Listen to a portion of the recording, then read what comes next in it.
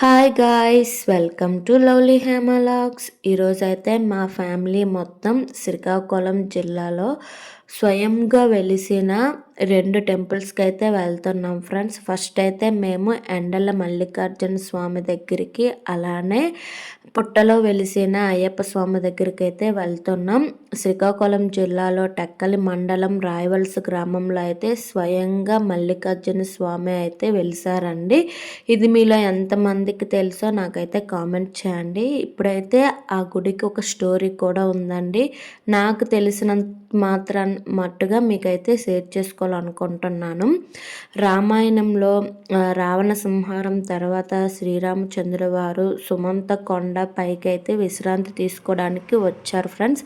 అక్కడైతే శ్రీరాముల వారితో సుసేనుడు అనే వైద్యుడు కూడా వస్తాడు. అక్కడున్న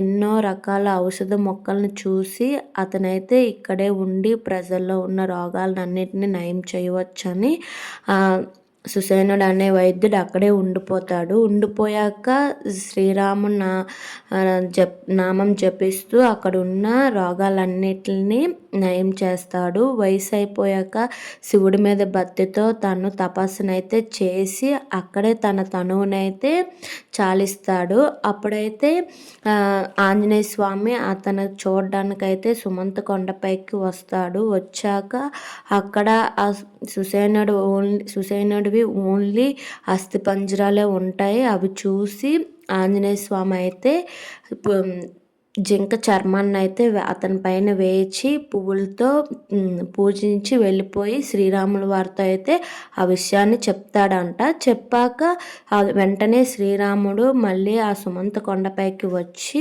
ఆ సుసేనుడు అస్థిపంజరాలని చూడగానే అందులో శివలింగం అయితే వస్తుంది. శివలింగం రాగానే అతను నది స్నానం చేసి ఆ శివలింగాన్ని అయితే పూజిస్తాడు. పూజించిన వెంటనే ఆ లింగం అతను కళ్ళు మూసి తెరిచేలోగా అతి పెద్దదిగా పెరిగిపోయి అలానే ఉండిపోద్దంట.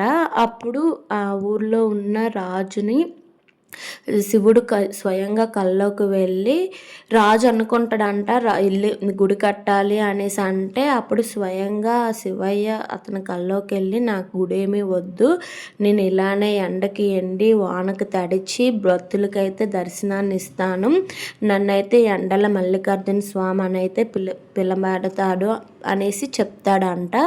ఇక్కడైతే మేమైతే సండే వెళ్ళాము. కార్తీకంలో ఈ గుడి అయితే చాలా అంటే చాలా లోడుగా ఉంటుంది. టాబెళ్ళు కూడా ఉంటాయి. ఇదైతే రాయండి, అందుకే ఇప్పటికి కూడా ఇక్కడ గుడి అయితే ఎవరు కట్టలేదు. ఎందుకంటే ఈ లింగం ఎప్పుడు పెరుగుతూనే ఉంటుంది. మేమైతే చాలా టైమ్స్ వెళ్ళాము. అప్పటికి ఇప్పటికి చాలా డిఫరెంట్ అయితే వచ్చింది. మీరు ఎప్పుడైనా వెళ్ళాలనుకుంటే ఖచ్చితంగా ఈ గుడికైతే వెళ్ళండి. ఇది చాలా మహిమ గల గుడి అండి. ఇక్కడ అందరూ ఎండల మల్లికార్జున స్వామి అనే పిలుస్తారు. ఇదైతే శ్రీకాకుళంలో రాయవలస విలేజ్లో అయితే ఉందండి. ఇక్కడ మేమందరం గుడికైతే వచ్చి మా అక్కల బాబు నేనైతే టాబెల్తో ఆడుకున్నాం. నా వీడియోస్ కానీ మీరు ఫస్ట్ టైం చూస్తున్నట్లయితే లైక్ చేయండి, అలానే నా ఛానల్ని సబ్స్క్రైబ్ చేసుకోండి. ఇక్కడైతే గుడిలోనే మేము చాలా వరకు ఇక్కడే ఉండిపోయామండి. ఎందుకంటే అక్కడ చాలా పీస్ఫుల్గా అయితే ఉంది. మీకు చూపిస్తున్నాను చూడండి.